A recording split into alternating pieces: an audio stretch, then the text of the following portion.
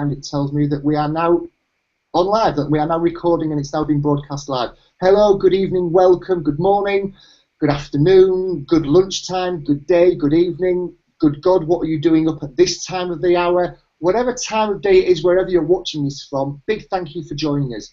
If you're not aware, we're running a MOOC here at HT2 Labs entitled E-Learning, Beyond the Next Button.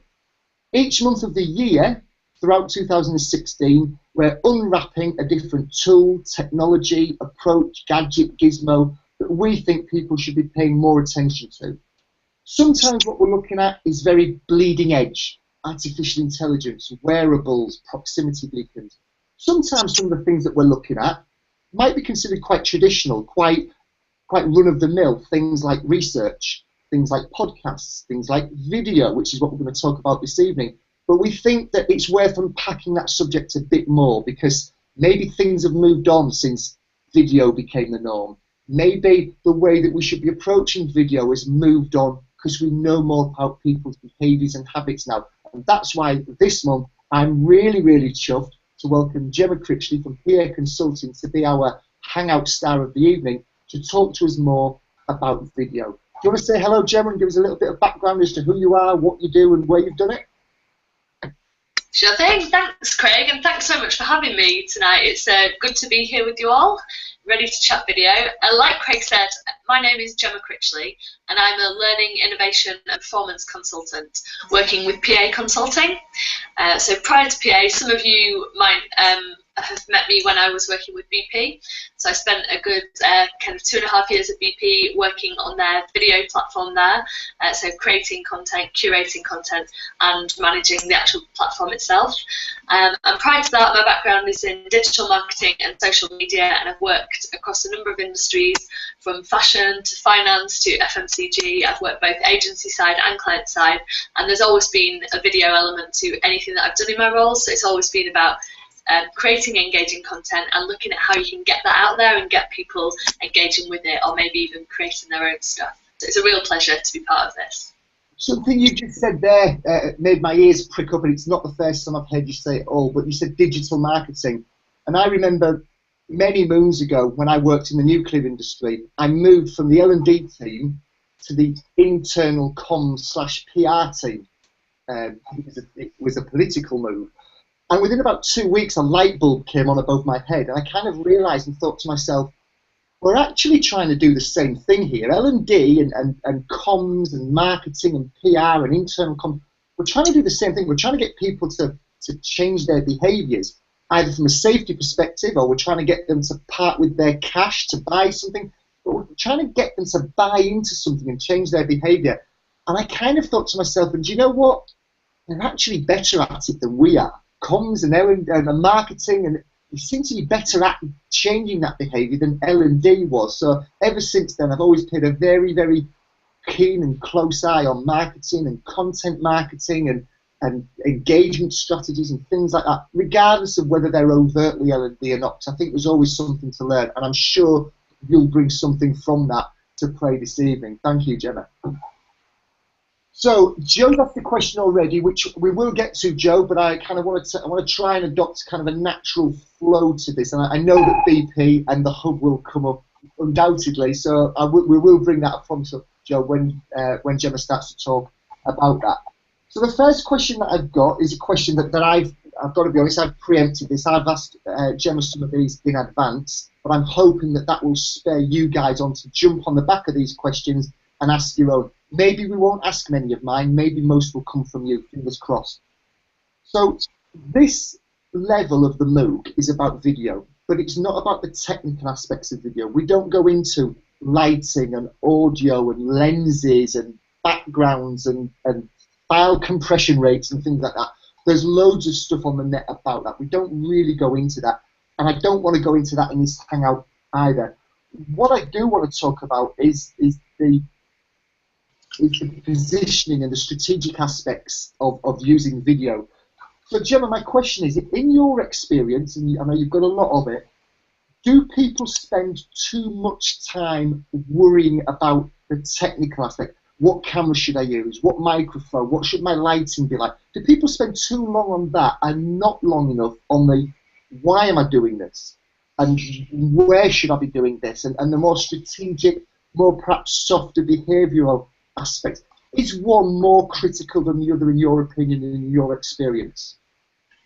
It's a really good question, and if I think back to the first time I ever made a video as part of my career, I spent tons of time worrying about the tech, and probably for the subsequent couple of years after that I was terrified about the tech. I was thinking, oh gosh, what if the production team doesn't turn up, or this doesn't work, or we've got the wrong lens, or the lighting's wrong, or the sound doesn't work.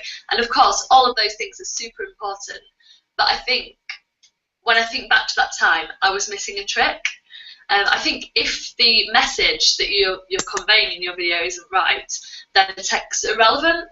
So whether the tech works or not, if what you're saying isn't something that people need or that people want to engage with, then it doesn't matter if it's got the best production videos in the production values in the world. And if you think about the film industry and think about kind of Hollywood blockbusters that are absolute flops, they've had millions of pounds and great production values, but the content isn't right. And I think that's what's the most important thing here. It's really deeply understanding, particularly in learning, but in marketing as well, really deeply understanding your audience and what they need and what they want.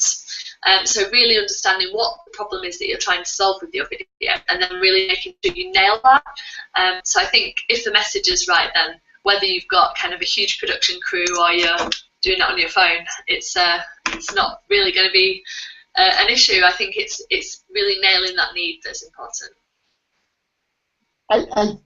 That makes absolute sense, and I'd never thought about the analogy, and it's a brilliant one, and I'm going to reuse it again in the future, about the Hollywood blockbuster, because it's perfect for video, isn't it? It's, you know, loads of production values. The quality of what they produce is better than anything any of us are ever likely to produce. Oh, yeah, completely.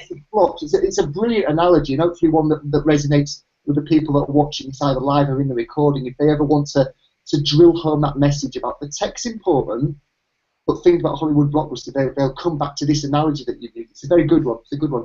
You mentioned there, Gemma, about what the end user, I think you said the client wants or needs. We know how to do that, or there are ways of doing that. Whether we always do that is another thing, but we kind of know how to do that for your traditional learning and development, people development type of activities.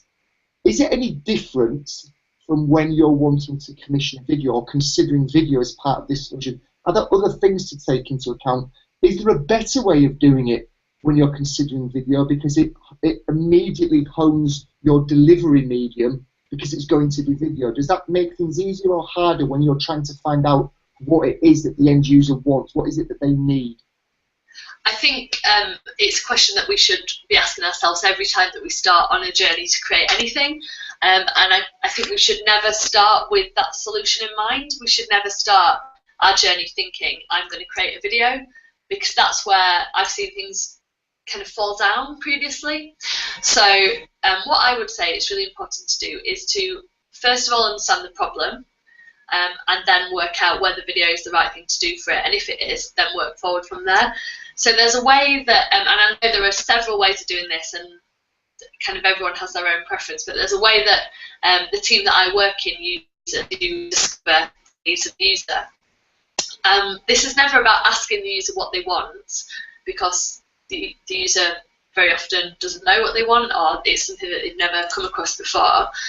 It's more about understanding what the concerns are of the learner. Now, this is something called the concern task resource model.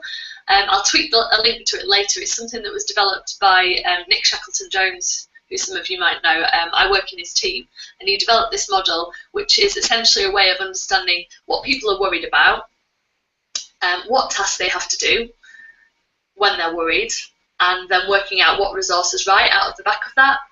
So it's a super simple 3-step process, no different to any of the other focus groups that you might have run. Basically, get your audience together, ask them what they're worried about, ask them what they have to do, and then work backwards from there and see what would actually solve that problem, and use that to form the message of your video. And if it turns out actually a 2-minute video would be great, then fantastic. If it's actually a checklist might work better, or a quick guide or a tool, then go with that. So it's not about starting with the idea to create a video in mind, but it's about starting to really deeply understand what it is that your audience is struggling with and how you can help them. Brilliant, thank you, Gemma. I thought you were going to say that 5DI model, and I had that pasted, ready to paste in, and then you said. Oh, amazing! Well, it's part of that. So it's part of the discover phase, the second D. I've pasted the other one in now. I've pasted the concern task resource. Perfect. I will get the 5DI one, and I'll post that one as well. Thank you, thank you. They're both part of the same process. So the concern task resource model is part of the discover phase when you're discovering what your audience need is. So that's how it fits in. Brilliant. I got it. Kind of got there all the around the circuitous route. You've worked with video. You've worked around video for some time now at a high level. What, in your experience, is the single biggest excuse, and I'm going to use the word excuse, that you hear people coming out with, and is it a justifiable excuse, and is there a way around it with a different way of thinking or a different approach? What's people's normal get-out clause for not wanting to do video? There's always a get-out clause. I've come across most of them that you can imagine. I think there are two probably that I see of kind of two kinds. So one of them is, the first one is perhaps the easier one to address. It's the lack of. So people say we don't have enough time, or we don't have enough budget, or we don't have the skills. So when people are talking about a lack of something, there's always a way that you can get that. So if they're talking about a lack of time, you can address that by building it into a wider plan. If people say they don't have the budget, you can look at things like user-generated content, so creating stuff on your smartphone or your webcam. People don't have the skills. There is a wealth of stuff out there that can help you to create your own videos. So YouTube is my go-to on a daily basis. Even now, I'll still go on there, look for inspiration, look for tips if I'm editing something and I've come across something that I've not done before, straight to YouTube and find out how to do it. So using that as a performance support tool can really help where you have that lack of skills. It's not about needing to go on a year-long course to learn how to be a film producer. That's kind of not what we're here for. So that lack of is one of the big challenges that I've heard before. The other one I think is a bit more difficult to address, but it can be addressed because I've come up against it myself before. And this is the one where it's more attitudinal or behavioural. So it's where I'm saying it's not for us, it's not for our organisation, video won't work. So a case in point, so I've previously worked with fashion, which obviously you would think is a natural hotbed for video, like outfit of the day, outfit posts. It was really quite tough to get them to embrace video. And part of that was, it's not for us, it's not for our audience, it's not for our organisation. So I think what we do there, and what I did in that situation, was firstly ask the organisation, ask them, is video for you, or is it just someone who's got the budget strings who's saying it's not for you? And ask the audience as well, like go out and say to people, what are you looking for? What do you need inspiration with? What do you need help with? Again, going back to that concern task resource model. Now, in the case of the experience that I'm talking about, this was around kind of what to wear for work. So it was outfits. So it's not kind of learning in the traditional sense, but it's giving people insights and tips on how to put stuff together. Turns out that's exactly what people wanted, and the people who were holding the budget just had never been out and asked the question and spent time with their audience. So it goes to that point that I'll probably make again and again and again over the next half an hour, is speak to the people who you're making this video for. Making a video for yourself is great as a hobby, or if you're really passionate about something and you're making it for you. But I think if you really want to make a difference and really help people, I think you need to be speaking to them and finding out what it is that they're struggling with and what your video can help with. But yeah, those are the two. I think it's not for us, or we've got a lack of something. And the it's not for us one is generally a cultural piece. And sometimes there you have to take those baby steps. You have to sometimes take a risk. And sometimes just do something and not ask for permission, but seek forgiveness when if it goes wrong, and just get something out there. And I'm a huge, massive advocate of DIY and just getting something done yourself. So if no one will give you any budget, most people have a smartphone. Most people have got the means to make and edit their own video literally on the go in their pocket. I think prove that it can work, get some good feedback, get some good data that backs up that people do want it and they are watching it, and it is engaging people, and then take that as a business case. But I think those are probably the two main ones that I've seen. I've probably heard thousands more excuses why not to do it as well. The one I've hit in the last, not this organisation, I mean not with HT2, but in a big bank in the city, and in a big healthcare provider, private healthcare provider, wasn't around the money because they were well off. It wasn't around culture, because one of them was a very young culture. It was a Brighton kind of hip culture. You know, video was a no-brainer. It wasn't around money. It wasn't around time. It was the one thing that I couldn't see a way of doing anything about other than trying to tap dance around the problem. And it was that age-old problem that big businesses have, is their infrastructure is so old. The pipe for their internet was kind of thinner than the width of this. Right. And that was always what I came up against. And by default, and I kind of get this, I can't really argue with this, is they don't want to risk their core banking systems falling over because everyone's tuned into Craig's latest video top tip. And I get that. I wouldn't want my bank's infrastructure to fall over. Yeah. But when you come up against something as hard to fix, as expensive to fix, and as out of your control as that, it kind of needs video a lot, I guess is what I'm getting around to saying. Yeah. No, that's a really good point, and I have actually come up against that a couple of times. And there are ways around it. You're right, it's a tough problem to fix. There are a couple of things that you can do without kind of going too much down the technical route. You can use a transcoder to kind of compress the video, so it will optimize depending on the connection that you have. So this is something that I've used previously, and it would optimize even down to if you're on 3G. The other thing that's, again, depending on the organisation that you're in, that you could use to get around that is bring your own device. So lots of organisations these days have a bring your own device policy that you might be connected to via 3G. That might be another way around it, but you're right, that is a big blocker for people, saying that they don't want to put pressure on their systems. I think conversation is a really good way around that. Relationships are massively important when you're doing something like video, because it touches so many points of the organisation. So you'll need to be friends with the comms team, you need to be friends with the brand team, you need to know the facilities guys so you can get on site to film, you need to speak to IT, you need to know data security and data privacy. You're going to have to be that connector between all of those points. I think if you can get those people together, have conversations, show some examples of how it's been done in other organisations or how it's been done previously, and get people on side to try things. I think a lot of what we're doing now, perhaps not video so much because it's a bit kind of more embedded than stuff like AI and VR, but I think we are on that precipice now where we're going to have to start trying things and just giving little nudges and doing tests and just seeing what goes wrong and not being scared to fail anymore. But I know that's a difficult conversation to have with an IT service delivery team. But yeah, I definitely take that point. That is always going to be a challenge. But I think you've got to be tenacious if you want to change the world.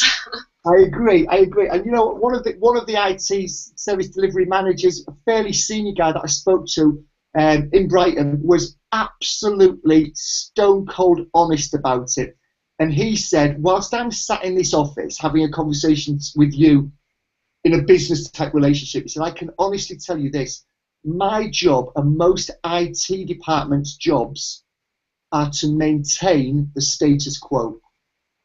And that stuck with me ever since. And it's to maintain business as usual. That whole forward thinking thing is rarely a part of an IT service delivery team's remit. It might be another department, it rarely sits with them, which I'm kind of pleased about, but it's stuck with me ever since. IT are there to maintain the status quo. not necessarily to challenge or to go beyond that. So it's always worth bearing in mind, I found. I appreciate the honesty of him. Yeah, that's good. Innovation's got a lot that it's up against. I'm sure we can work it out between us now. Chip away. In your last response, you mentioned a couple of things, and I'm not gonna say out loud now, because what I want to do is invite everybody else that's in the MOOC to open their mics up or start clicking away on their keyboards and fire any questions at you, either that our conversation so far has generated in them, or maybe something that we've not touched on that they really want to get to the bottom of. So, Emily, Janet, Joe, if you want to open your mic up, open your webcam up, or start typing away, I'll just pause for a few seconds and see if anybody's got any questions. Oh, okay, yeah, Joe's brought me back very nicely to the platform. Thank you, Joe. So you mentioned Joe's mentioned BP. You mentioned it briefly. Let's look at it, because it's through that I kind of got to meet you and got to know you. So tell us about the Hub project at BP, if you like, and make sure you tell Joe what platform it was in, otherwise she'll wring my neck. I sure will. Thanks, Joe. Thanks for that question. So to give a bit of background before I come onto the platform, so I managed the Hub for about 2.5 years at BP. It was a really well-used platform, kind of hundreds of thousands of page visits, returning visits. About half the people who went to the Hub come back again. It's not something that I developed personally, so I've got to give a shout out to my colleagues and friends, Nick and Morton and Alison, who did a great job before me, and to Sonia and Saman and me and the team who are doing a great job after me. So in good company there, but basically the Hub was built bespoke, so it's not on a platform like Fuse or Yammer or an LMS like Cornerstone. It was built completely from scratch, and we deliberately decided to do that. We didn't want to go with a learning tool that already existed, because we had a really specific idea of what we wanted the Hub to do and to be. So it was based on the philosophies behind YouTube and TED Talks, and the idea would be that it's short form videos, super easy to search, not linked to an LMS, you're not tracked, so we're not kind of keeping an eye on who's watching what. We are tracking usage, but not users. So taking cues from digital marketing, looking at the way that marketeers use tools like Google Analytics to really understand the behavior of a user, and looking at how to optimize the platform itself based on that. Now, one of the other reasons why we went for a bespoke book platform is that we could iterate that and change it as we went. So the Hub went through several iterations. We worked in agile sprints, so we were doing development work every single week on it. The platform was constantly evolving.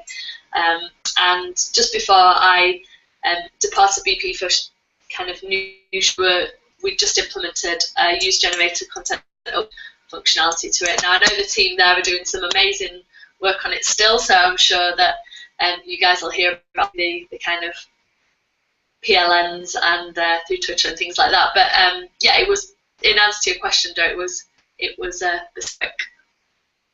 We work with an agency called TUI Media, if that's helpful. They're a web design agency and web development agency, and we created it kind of in partnership with them. Oh, sorry, Craig, I've lost your audio. You're mute. You know, I was muted myself. I forgot to. When Joe asked that at the very beginning, because I've seen you speak about it, I kind of thought in the back of my head, I'm sure this is bespoke, but I didn't want to steal your thunder. So that's all right. No thunder stolen. It is one of the. I've dropped into the chat panel there a link to a YouTube recording from, I think, the year before last, Learning Technologies, where Gemma. Where Gemma was on the big stage at Learning Tech, speaking about not just her work at BP, but the use of video generally. So I'm sure if you want to go and look at that, she gave some examples. I think there were some videos that were shot whilst you were at BP that were in there, that told a story, that had emotion, that tapped into the effective context. If Nikki's watching, there'll be a tick in the box there for mentioning that. So if you want to go and have a look at that after the hangout or at some point in the future, definitely worth checking out. She does get heckled by a young man in the row at some point. But, that's when I first met you. Your heckle was our first meeting, Craig, I think. I heckled you from afar. That part is the front row. So go and have a. Yes, it was a young man, Joe. It was a young man. It was 2 years ago. I look even. Joe's made a really good point in I'm just having a look at the chat here. Yeah. About how you've been working on a project and you've had major problems with the platform, and you make a really good point saying you hate saying that success is based on the tech, but sometimes it is. And I would absolutely agree with that. I think it's less kind of the tech itself and more the user experience. So that user experience and the ability to really control how that felt for people is one of the reasons why we built that ourselves. So we could really deeply understand what people needed, how people might use it, what the use cases were, and we could then build that experience out from those. So I feel your pain. I've used kind of things that weren't quite so bespoke, but I was lucky enough to have that kind of experience where we had the freedom to develop it ourselves. Thank you, Joe. Good question, and one that's taken us off with a few other responses there back from Gemma as well. So I appreciate the question, Joe. Thank you for your reply, Gemma. Just want to pause again because I did offer the opportunity to ask questions out to anybody here. So just give it another few seconds if anybody wants to weigh in with another question.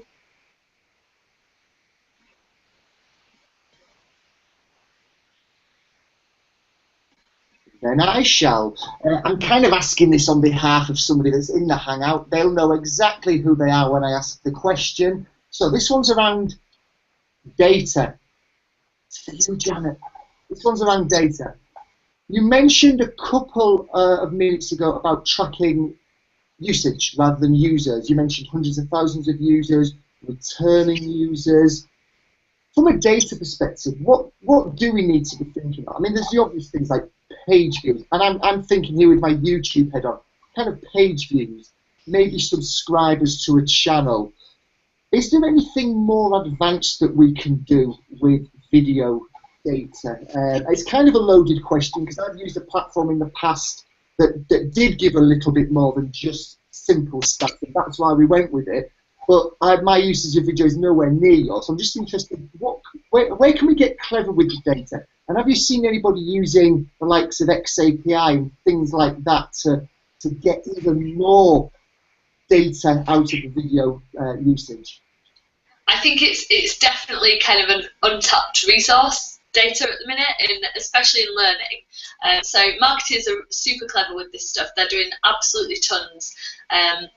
But I think it's something that, for one reason or another, the learning community's maybe shied away from a little, and I think that's linked to historically the way that we've tracked users, like you said before, users rather than usage.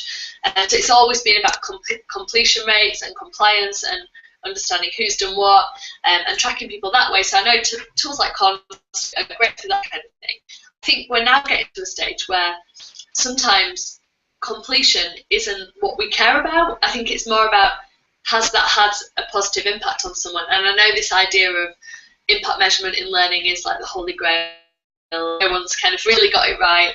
But I think the more we use digital, the more we have a duty to try and explore this a little bit more and try and really drill down. So I think there's tons that we can do to kind of move beyond views and likes. They're all great metrics. They tell us that people are actually engaging with our content. One thing that I think is super, super important to track, and this is kind of thinking beyond the returning visitors, page views, Google Analytics type stuff, is it's really important, I think, to track advocacy and how people are engaging with your content and whether they would recommend it to someone else. So I know a lot of people who are listening to this or watching this will be familiar with Net Promoter Score, but for those of you who aren't, Net Promoter Score is a super simple way of measuring if people like what you're doing or not, or find it useful. So you ask them one question, and that question is, how likely would you, on a scale of 0 to 10, would you be to recommend this to a friend or to a colleague, depending on the context? That's something that I've used on kind of every single project that I've ever worked on, I think. And it's a really good way to be able to benchmark as well what you're doing. So especially if you're moving from project to project in the learning area, and especially for me now that I'm moving from client to client, I can kind of start to build up a bit of a bank of benchmarks of actually, did that work for people or didn't it? looking at if people are sharing and having conversations. So I think social listening is something that we could do a lot more of. So I was kind of having a bit of a think just before I came onto the hangout today around the network and how supportive that the learning community is. So the amount of people who've kind of reached out to me that I was doing this, or they've retweeted me, or kind of had a conversation with me because of it, I thought that's brilliant. But what are we doing to kind of harness what's happening around those conversations? So within that, there's some super rich data, I guess, for you, Craig, around what people are saying around the MOOC and the conversations that they're having. So I think we can take it to that next level and not just look at the numbers, but actually look at how people feel about those numbers and how people feel about the engagements that they're having. So yeah, I don't know, did that answer your question? I kind of went off on one there. I think you might be on mute. There we go. It did, and I think it answered it in a way that was kind of music to my ears, which was around whatever data it is that you're looking to get, whether it is just kind of traditional, easy stuff, whether it's the harder to get to stuff, it should all be about what's, is it having the impact that you want it to have, or if it's not, at least I know that it's not having the impact. It's all about, is it affecting people's performance? Is it having the impact that I desired it having, rather than just, we had 7,000 page views. Brilliant. But it's actually, a lot, isn't it? Yeah, but actually everybody is still using the system incorrectly, despite this 7,000 view screencast that you created about how to use it correctly. Yeah. Nobody is, so big deal. So what, as you said there. Janet's dropped in, thank you very much, Janet, a link to the XAPI video community of practice. I mentioned XAPI, it's something that we're crazy about at HT2. We're doing more and more about. Janet is up to her ears in it. Thankfully, it's Janet. Is up to her ears in it. So there's a community of practice there specifically talking about video and XAPI. So again, maybe interested going to have a look at that. And you mentioned about the Holy Grail, and that Holy Grail of impact being something that we're all searching for. I don't profess to have found it, but I have found that the Brinkerhoff success case method, which isn't unfortunately a widely known evaluation method, which baffles me that it's not more widely known, is as close to the Holy Grail as I've managed to find. But it does take a bit of work. It's not just a throwaway happy sheet or something like that. There's a bit of work involved, but if it's worth doing, it's worth investing a bit of time in. So I've dropped that link in today if anybody's interested in taking a look at that. Well, thank you. I wonder, just to build on that, you made a really good point that made me think of another kind of thing that we can do with data, and that is put a control in place before we start to use video. Or we measure something, and then we measure the uplift in it afterwards. So as you might do if you were trying to convert sales. So one super practical example of this is videos for something like Yammer, or like a how-to guide for IT help desk for something like if you're trying to use Link to make phone calls, for example. So you can measure the number of phone calls that people get about a particular issue on the help desk, and you can then create a video, seed that out there, get it out to people who need the help, and then measure the number of calls to the help desk afterwards. And then you've got a real super tangible way of saying, look, this video made a difference to that number of calls. Hopefully create a drop in the number of calls. But I think things like that make people take video seriously. I think very often it's seen as a nice to have, or a fluffy kind of oh, it's a comms piece, it's fine, it's not integral to what we're doing, it's not really going to impact people's performance. But I think if we can get really serious about how we're using data, that's going to take us leaps and bounds to getting past those IT conversations and to getting through the budget conversations. You can use data to help you with those. I absolutely agree, and the example that you've given there, to me, that's what I call it's a real-world measure. It's something that exists in the real world of the business, outside of the L&D cocoon. It's not a made-up piece of data or a made-up measure for us to prove that we're worth keeping. The help desk record the amount of calls that they get. They do that anyway. They do that if we didn't exist. So by using those real-world measures, whether it's video that we're trying to run up the flagpole or something else, for me, any real-world measure that the business already uses is one worth tapping into, rather than an artificial one. Yeah, definitely. Something else that you mentioned earlier on, Gemma, was about UGC, user-generated content. Now, it's been quite fortuitous, but only, I think, yesterday I received a comment in the MOOC that got me thinking about UGC. Let me give you a bit of context. About 5, 6, 7 years ago, I recorded on a very old smartphone in a very echoey conservatory in an old house with far less grey hair than I do now, a video that I uploaded to YouTube. It was a proof of concept video. What I was wanting to show people was how you can use YouTube to create branching video scenarios by using the hotspot feature on your videos to branch to another YouTube video. So it was never meant to be professionally done by any stretch. It was a proof of concept. But I uploaded it into this MOOC because I wanted to show people, here's an example of a really high-end piece of video branching, and here's my efforts here at the really low end. One was much quicker and cheaper to do than the other. My question was, the low production quality of this, would that fly in your organisation? Or his words to that effect. And one person came back and said they didn't think it would fly because, and I'm paraphrasing, it's not what she actually said, but because they've kind of been spoilt by having high production quality with everything that they do. They probably would accept the lower end.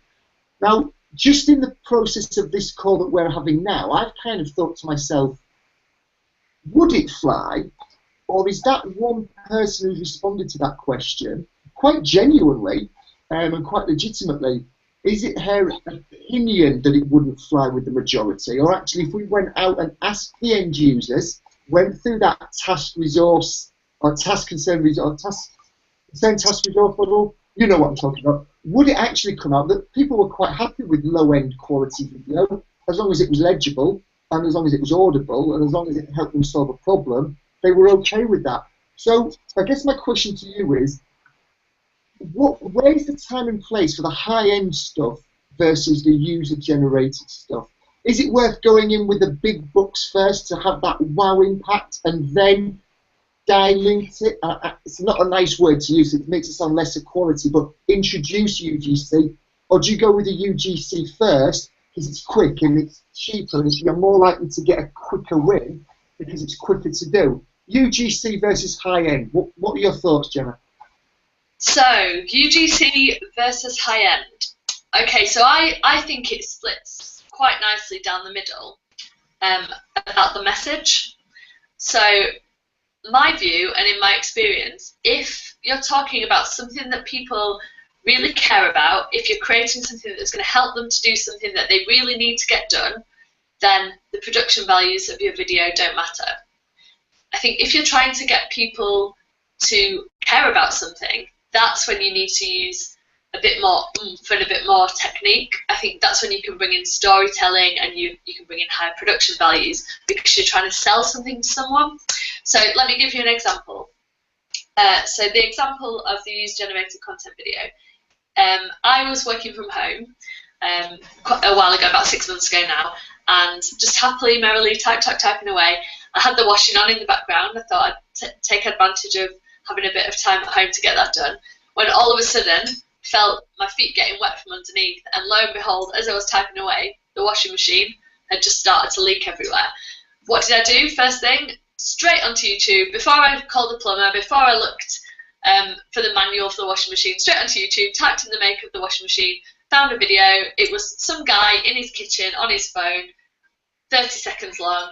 Here's how you pull the filter out and find all the hair grips that I'd got stuck inside the filter. But in that case, I literally did not care what the production values of that video were. I just needed to get something done. Kind of on the flip side, if you have something that you're really trying to get people to buy into, so I suppose taking it out of the flooded washing machine scenario and putting it more into a work context, where I've seen high production values work really well are for things that are perhaps a top-down message, so they're things that the organisation wants people to buy into. So things like values and behaviours that people might not automatically kind of get on board with. If you can tell a really compelling story around that, then I think that's when the higher production values can really come into their own and help to kind of get people on side. So I think if you have a real need, the production values don't matter. If you perhaps need to be convinced, that's where you need to put a bit more legwork in. Does that make sense? It does make sense. And as one of the first words you used in your response was, I think, care about, and it immediately triggered another one of Nick's blog posts about the care curve. It's quite an old post now, but I've reproduced this on flip charts on the walls many times about the further along someone is on the care curve, the more or less effort is needed. And if you follow that link, it's the latest link that's in the chat panel there, folks. If you have a look at that, you'll see there's a diagram. It's one of those things where you look at it and you think, oh yeah, of course it's that. But actually, until you see it, until Gemma reminds you of it, it gets lost. So it does make sense. I guess there's a word of caution, I suppose, there, though, isn't about and it's to echo what you've already said. When you ask people, when you've got that initial commissioning meeting, is this something that people care highly about? And you probably phrase it more cleverly than that. Is not just necessarily taking the answer that that person commissioned you, because the answer they're probably going to give is, oh yeah, they care really deeply about the mission, vision and values of the business. Because it's one of my objectives for this year to make sure they care about it, getting to the end users and finding out if they care about it.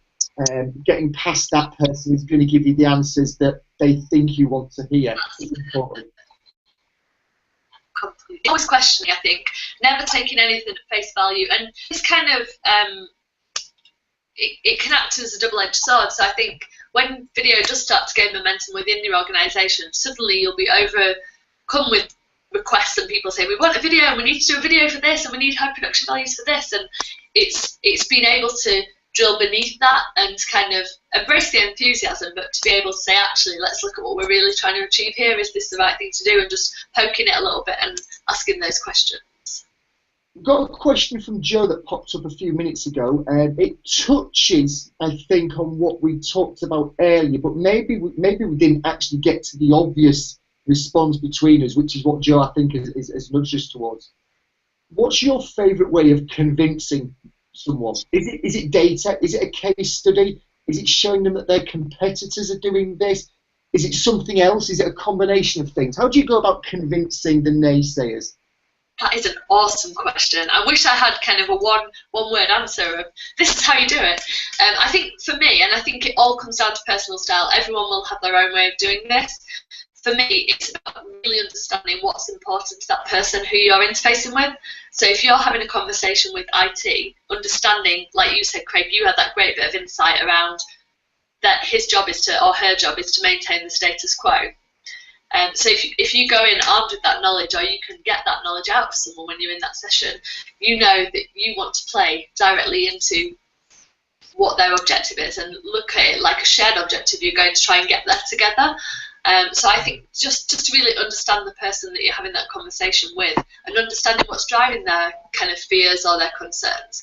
Because it's probably 10 out of 10, it's not going to be what they say it is. It's actually something deeper than that. It's that they don't want to look silly in front of their boss, or they really messed up on their budget last month, so they've got no money this month, or something like that. So I think it's all about asking those questions and just really understanding the people who you're working with and being able to deliver something that is seen to be helping them as well. One of the other things I think on that line, and again this is probably my personal style, is I think it's super important to bring people along with you on that journey.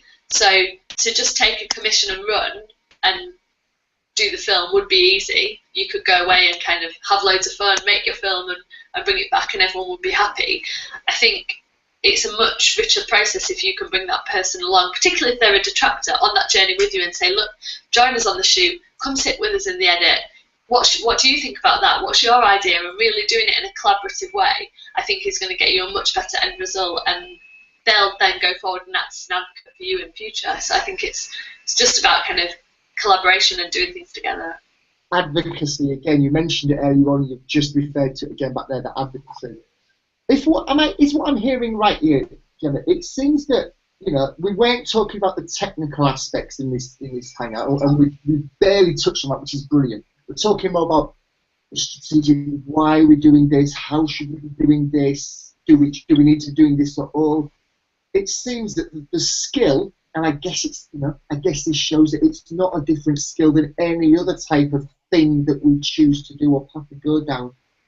It's about asking good questions. It's about having good conversations. It's about challenging, prodding, provoking, not taking the first answer that you get. It's just about talking to people. And if you talk well enough, and if you talk for long enough, and if you have the right talk, then you're going to get, hopefully, to the answer that you want to get to. It's not. There's no real dark art in using videos well strategically, other than good conversation, good consultancy, as Joe's mentioned. Yeah, I think that's absolutely right. I was just going to mention, Joe's put in the chat, good consultancy, good relationship, good communications. I think having a passion for it is always a good thing. Tapping into passion in your organisation. We talked a little bit about user-generated content. Tapping into people who want to get involved. So I was super surprised on kind of at least 3 occasions when I've gone out into different organisations and said, would you be up for getting involved in making video? And people have come back to me all sorts. They've said, oh yeah, I did a pop video once, and I was in a zombie film, and I'm really into it. I film my kids every single weekend when we go out to the park, and it's brilliant to kind of tap into that natural passion that people have for it and be able to kind of empower them and create something cool together. You've jogged my memory there. I used to work at a very conservative, very senior Japanese bank. Banking is traditionally quite risk averse. A Japanese bank, with all of the culture that goes with that, was a very unusual place for someone like me to be working. But I did the very thing that you just asked for. I reached out and I said to people, I want some support in basically figuring out how I can get social media used within the bank. And I sent it to a group of relatively new starters because I wanted a new starters perspective. The most senior person in that new cohort, who was actually a very senior person in the bank, came forward. Many years in the banking industry, came forward and said, I can help you, Craig. Me and my wife 3 years ago started an open air folk festival. It's now grown. We've outgrown the venue, and we did the whole thing from scratch, through reading how to write blog posts, how to use a Twitter account, how to set up a YouTube. And they've kind of got this whole folk festival, pop thing, folk music festival going. And of course, he had the passion, he had the story to tell, and he also had the position in the business to help me move things forward far more quickly than little old me would have imagined. So I completely agree about tapping into the people that are already there and discovering those perhaps hidden passions of people. So we're approaching the top of the hour, we're approaching the witching hour. It's almost 8 o'clock here in the UK. I want to stop blabbing for a while. I want to ask if anybody else has any questions, observations, comments that they want to make. I want to ask Gemma if she's got anything that we've not touched upon that she really wishes I had have asked her overtly, that she wants to touch upon, before I kind of thank everybody for their time, post a few last things in the chat panel, and we all sign off for this evening. So, Emily, Joe, Janet, Gemma, anything else that you want to add? Joe can smell her dinner already, so I'm not going to stand between Joe and her dinner, if she can smell it. But there was one question that came through just before the hangout from a chap called Kevin Walsh, who isn't on the hangout, but if he tunes in later, it might be worth just covering it. He'd asked about how you could perhaps use video as part of kind of project-based learning or a challenge, and that's something that I've explored a couple of times. It's I think it's a really effective way of learning. Also, a really effective way of giving feedback is through video, so you can build video feedback into that challenge-based learning. If you're working in dispersed teams, for example, you can share ideas, send them over to someone, get them to film their response or their reaction and send them back, or share them via whatever social enterprise network you're using. So I think feedback loops are another kind of amazing advantage that comes out of video. Just a quick observation. That's a brilliant example of the work-based thing. Within Curator, there's an option for you to set a task for somebody, and they can upload a document, or they can link to somewhere external, or they can click on a button that actually activates their webcam, and they can record directly into the platform, We've even set it up so that they can send a text message to their mobile. They click on the text message, and that activates their phone camera, and they can record directly into creators. Awesome. We often set tasks. In fact, next month, almost tomorrow, next month, is about space learning. And for anybody that's in the MOOC at the moment, I've just given a little bit away, but one of the tasks at the end of that level is to conduct a little bit of space learning on yourself around a video for the book Make It Stick. Thank you, Janet, for pointing me in that direction. So yeah, so using video as work-based. We've also had a client, Intercontinental Hotel Groups, who used a MOOC type approach for having excellent conversations, and they heavily promoted people recording their experiences and recording their successes and wins of having excellent conversations directly back into the MOOC. So yeah, completely behind you on that, about using video project and a work-based learning thing. Last quick question from Emily. Hi Emily, thanks for asking something. Ever so quickly, what's the best video project you've been involved in, Gemma? And I guess the follow-up question is, why was it the best? Great question. There are so many I've absolutely loved working on. When I was at BP, I was fortunate enough to travel quite a bit. Made films in kind of America, in Brazil. More recently, I've been kind of making films, speaking to users and getting them to share their own knowledge, which has been really cool. I think my favourite project that I worked on, it was actually when I was at BP, and it was part of International Women's Day, and this was a user-generated content project. So what we did is we asked people to share how they were making gender equality happen for International Women's Day, and we had a whole kind of enterprise social media comms plan behind this. We had a whole communication suite going out around it, and we encouraged people to share kind of what little thing they were going to do in their day-to-day life, just a kind of 5-second, 10-second burst of what they were going to change. And I was absolutely bowled over. I was overwhelmed. Like I'm not afraid to say that I had goosebumps, I shed a tear or two. People were really kind of being open and honest and sharing their experiences, all shot on their own smartphones or on their own cameras, and just sent over into a shared folder, and we edited them all together. And it was kind of one of the cheapest, simplest, light touch pieces of work that I've ever done, but it was just so rewarding to be part of it and to see the kind of power that video has, and that how it can bring people together. And we had people from New Zealand and from India and from Singapore and from London, Aberdeen, America, everywhere, just kind of sharing all of their experiences. And that was something that I was super proud of being able to be part of and to kind of bring there. So yeah, that was probably my favourite. Well, if it's giving you the goosebumps and a tear in the corner of the eye, it sounds like it definitely struck home. So, so great effort. I think I've seen one of those clips. Did one of them have a group of ladies against a backdrop of a wall, and Barbara Thompson was in the lineup? I'm sure I've seen something like that. Maybe we replicated it the year after, so it might have been one of two. So right, okay, yeah, I've seen something on those lines. It makes sense. It resonates. Okay, folks, I'm now going to thank Gemma from the bottom of my heart. It's now 3 minutes past 8, so we've overstayed our welcome slightly. Gemma, a huge thanks. I know it's taken a bit of time for us to coordinate diaries and things, but it's fallen into place at last. This has been a brilliant hangout. There's so much in here that's kind of, for me, it's obvious, but it's obvious when someone says it out loud to you and makes you kind of stop and think, oh yeah, that's the thing that we should be doing. There's lots of links have been posted in here from me and from other people that are in the hangout as well, which is brilliant to see people getting involved in that.